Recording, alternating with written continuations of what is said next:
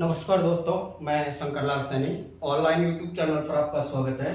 दोस्तों, आज हम चर्चा करेंगे जो हमारा भारत का संविधान है। इस भारत के संविधान से संबंधित जो परीक्षाओं में जो प्रश्न पूछे जाते हैं, तो आज हम संविधान एक परिचय पे चर्चा करते हैं। दोस्तों, सबसे पहला क्वेश्चन उठता है कि संविधान का अर्थ क्या होता है, या ये कहें कि संविधान क्या है।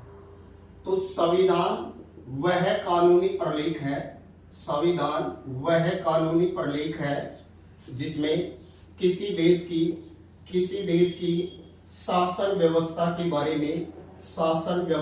बारे में उल्लेख मिलता है। तो संविधान के अंतर्गत है किसी देश की राज्य व्यवस्था, यानी उसकी जो शासन व्यवस्था है उसके बारे के अंतर्गत उल्लेख मिलता है। दोस्तों, हम दूसरी भाषा में बोल सकते हैं संविधान वह संकलनीय किताब है जिसमें शासन चलाने के नियम लिखे हैं, अर्थात शासन चलाने के नियमों का वह पुलिंदा जिसे देख करके शासन चलाया जाता है, उसे ही क्या बोला जाता है, संविधान। तो दोस्तों, हमारा जो संविधान है ये दुनिया का सबसे बड़ा संविधान है। भारत का संविधान विश्व का सबसे बड़ा संविधान है। साथ ही बोल सकते हैं कि भारत का संविधान कैसा संविधान है, तो निर्मित संविधान है। साथ ही हमारा संविधान जो है वो कैसा है, तो हम बोल सकते हैं लिखित व निर्मित दोनों है। भारत का संविधान लिखित व निर्मित दोनों है। माना जाता है कि हमारे देश के संविधान को बनाने के लिए दुनिया के 60 देशों के संविधान का अध्ययन किया गया और जो अच्छी चीजें लगी उनको अपनाया गया। इसीलिए भारतीय संविधान को भानुमति का पिटारा भी बोला जाता है। भानुमति का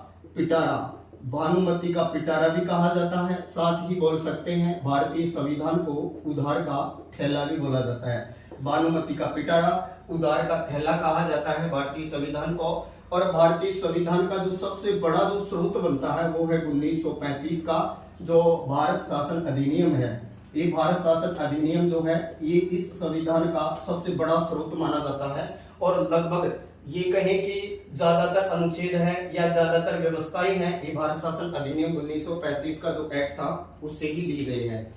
अब दोस्तों, स्वाभाविक रूप से एक और क्वेश्चन उठता है यहाँ कि संविधान आखिर कितने प्रकार के होते हैं। तो याद रखिएगा, संविधान की 2 श्रेणियां रखी गई हैं, लिखित संविधान और दूसरा होता है मौखिक संविधान। तो याद रखिए संविधान के कितने प्रकार माने जाते हैं। तो संविधान के 2 प्रकार माने गए हैं। एक तो लिखित संविधान होता है और दूसरा होता है वो होता है मौखिक संविधान होता है।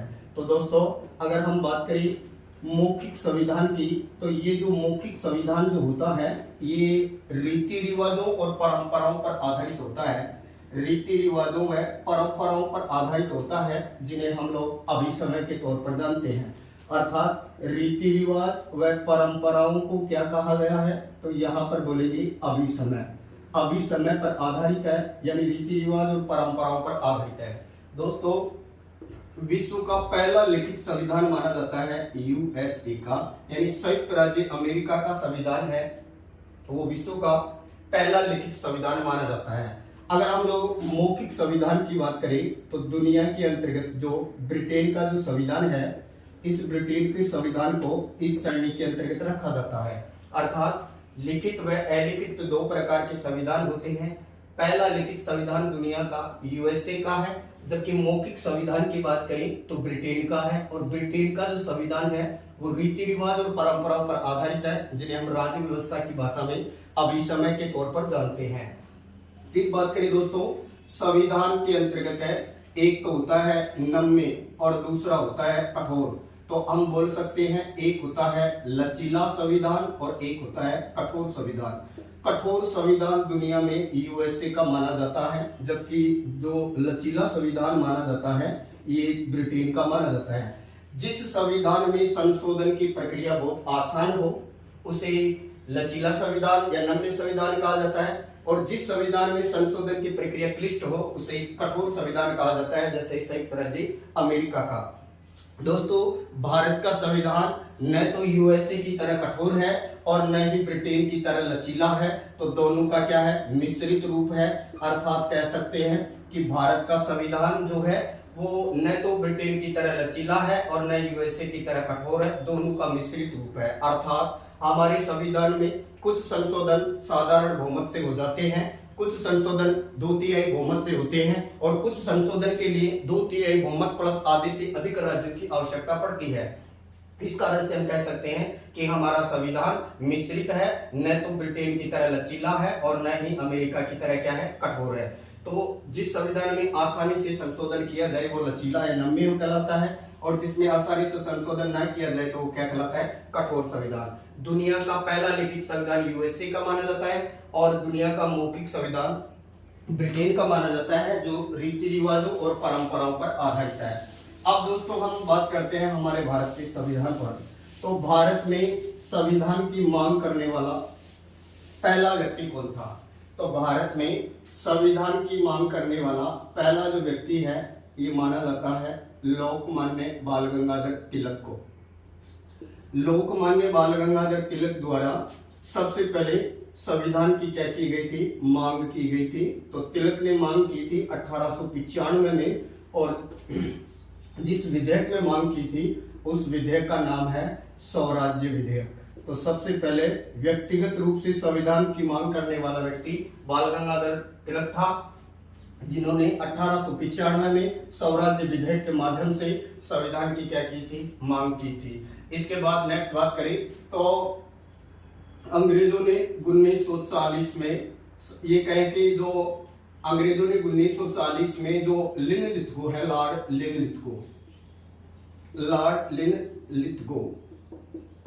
लिनलिथगो ने संविधान के लिए कहा था कि भारत का संविधान वो भारतीयों द्वारा ही निर्मित होना चाहिए। जैसा कि महात्मा गांधी ने भी कहा था कि भारत का संविधान भारतीयों द्वारा निर्मित होना चाहिए। ये कहने वाला कौन था? महात्मा गांधी। 1922 में महात्मा गांधी ने भारतीय संविधान के लिए कहा था कि भारत का संविधान भारतीयों के द्वारा निर्मित होना चाहिए। फिर बात करें दोस्तों संविधान के लिए जो अंग्रेजों ने सबसे पहले कैबिनेट मिशन के तौर पर मान्यता दी थी। 1942 के अंतर्गत जो क्रिप्स मिशन भारत आया था, 1942 में जो क्रिप्स मिशन भारत आया था, इस क्रिप्स मिशन के तहत ये कहें कि पहली बार जो है वो संविधान के लिए अंग्रेजों ने भारतीयों को व्यवहारिक अनुमति दी थी कि हाँ आप अपना संविधान बना सकते हैं। तो हम बोल सकते हैं व्यवहारिक अनुमति कब मिली? तो ये व्यवहारिक अनुमति मिली थी 1942 में, क्रिप्स प्रस्ताव के अंतर्गत है वो संविधान बनाने की व्यवहारिक अनुमति मिली। इसके बाद में आता है कैबिनेट मिशन, और कैबिनेट मिशन जो है इसका संबंध 1946। कैबिनेट मिशन के तहत संविधान सभा के चुनाव करवाए जाते हैं और प्रत्येक सदस्य 10 लाख की जनसंख्या पर एक चुनकर आता है। इस तरह से प्रारंभ में कुल 389 सदस्य चुन के आते हैं। इनमें से 292 ब्रिटिश प्रांतों से होते हैं, और बात करें तो इनमें 93 सदस्य देशी रियासतों से आते हैं, और एक सदस्य 10 लाख की जनसंख्या पर चुनकर आता है। और कैबिनेट मिशन 1946 के तहत जुलाई 1946 में ये चुनाव करवाए जाते हैं, और ये जो चुनाव होते हैं ये चुनाव होते हैं आनुपातिक प्रतिनिधित्व की एकल संक्रमणीय मत प्रणाली द्वारा, प्रतिनिधित्व की एकल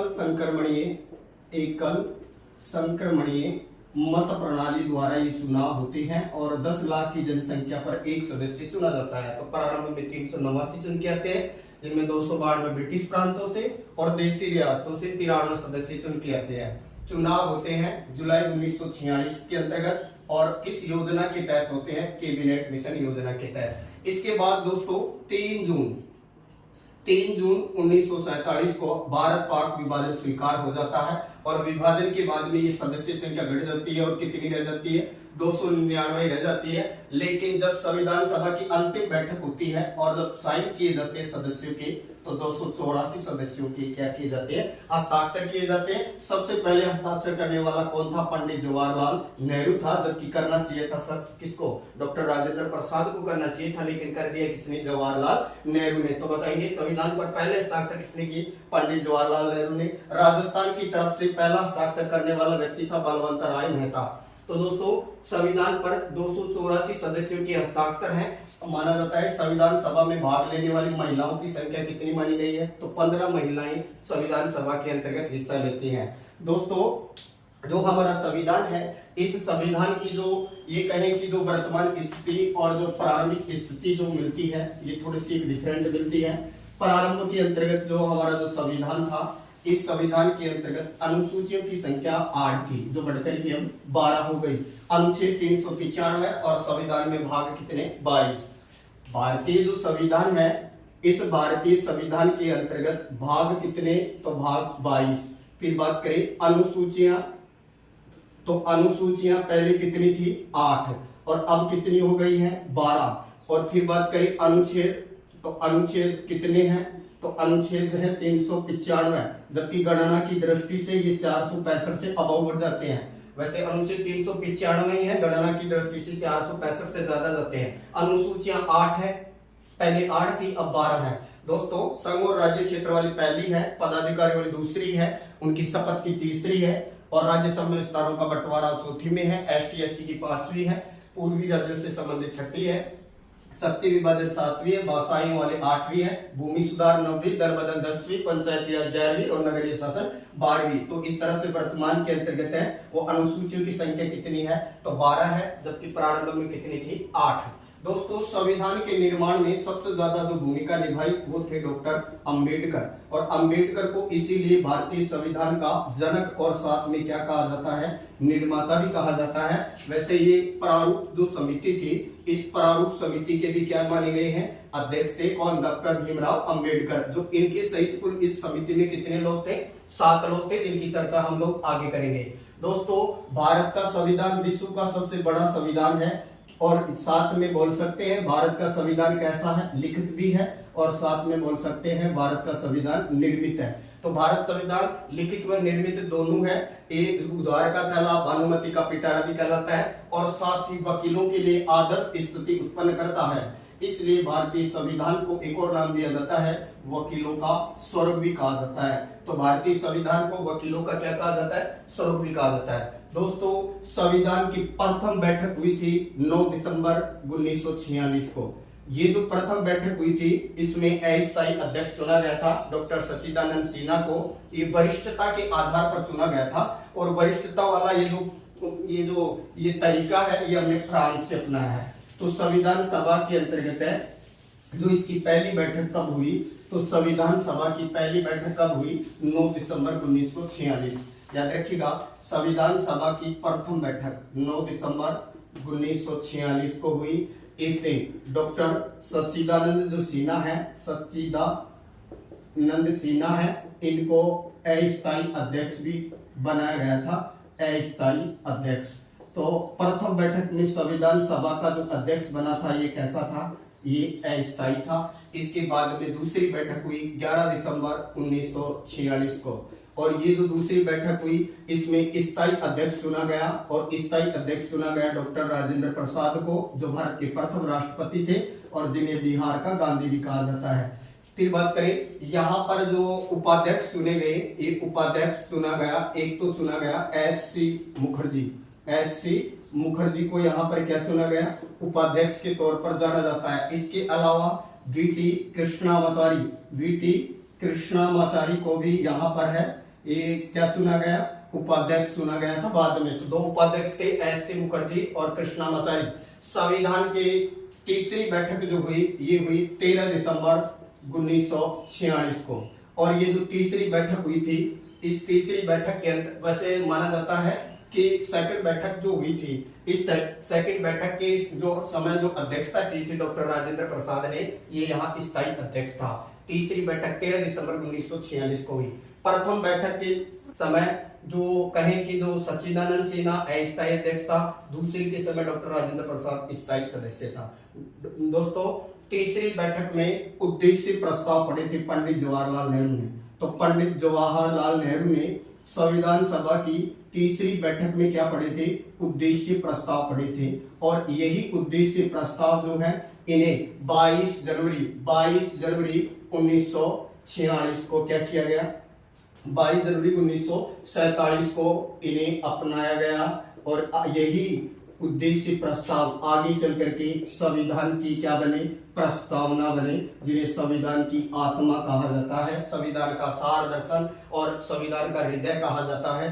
तो ये याद रखिए 22 जनवरी 1947 को ये उद्देश्य प्रस्ताव जो नेहरू ने पढ़े थे इन्हें अपना लिया गया। यही आगे चलकर संविधान की प्रस्तावना बन गई, जो कि हम भारत के लोग से शुरू होती है और शुरू के 4 शब्द हैं ये संयुक्त राज्य अमेरिका के संविधान से लिए गए हैं, जबकि प्रस्तावना की जो भाषा है ये ऑस्ट्रेलिया से अपनाई गई है। दोस्तों, भारत का जो संविधान है इस संविधान के निर्माण में कितना समय लगा, तो याद रखिएगा भारत के संविधान के निर्माण में 2 वर्ष 11 माह 18 दिन लगे। निर्माण में कितना समय लगा, 2 वर्ष 11 माह है और कितने दिन लगे, 18 दिन में संविधान बनकर तैयार। 2 वर्ष 11 माह 18 दिन यानी 1000 कुल 84 दिन लगा संविधान के निर्माण में। खर्चा लगभग कितना आया, 64 लाख आया, यानी 63,96,729 रुपए का क्या आया, संविधान के निर्माण में खर्चा आया। और बात कही संविधान पर कितने लोगों के हस्ताक्षर है, तो 284 लोगों की संविधान पर हस्ताक्षर है। संविधान को लिखने वाला कौन था, तो प्रेम बिहारी रायजादा।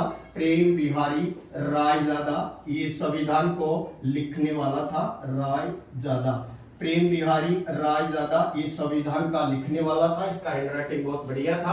प्रत्येक पृष्ठ पर इसने खुद का और अपने यानी हस्ताक्षर किए हैं, खुद का नाम लिखा है प्रत्येक पृष्ठ पर। इसने कोई मेहनताना नहीं लिया था, इसने यही शर्त रखी थी संविधान के अंतर्गत। तो दोस्तों, जो संविधान है हमारा संविधान जो है ये दुनिया का सबसे बड़ा निर्मित और लिखित संविधान माना जाता है। संविधान से संबंधित जो अन्य जो बातें हैं, जैसे इसकी कितनी बैठकें हुई, 166वीं लास्ट बैठक थी जो कि 24 जनवरी को हुई थी। इसके अलावा ये कहे कि कितने दिन सदन में बहस हुई, कितने दिन सदन में बहस हुई संविधान के निर्माण के अंतर्गत। इसके अलावा संविधान की फिर हम बात करेंगे प्रस्तावना की। चैनल को लाइक करें, सब्सक्राइब करें। Thank you.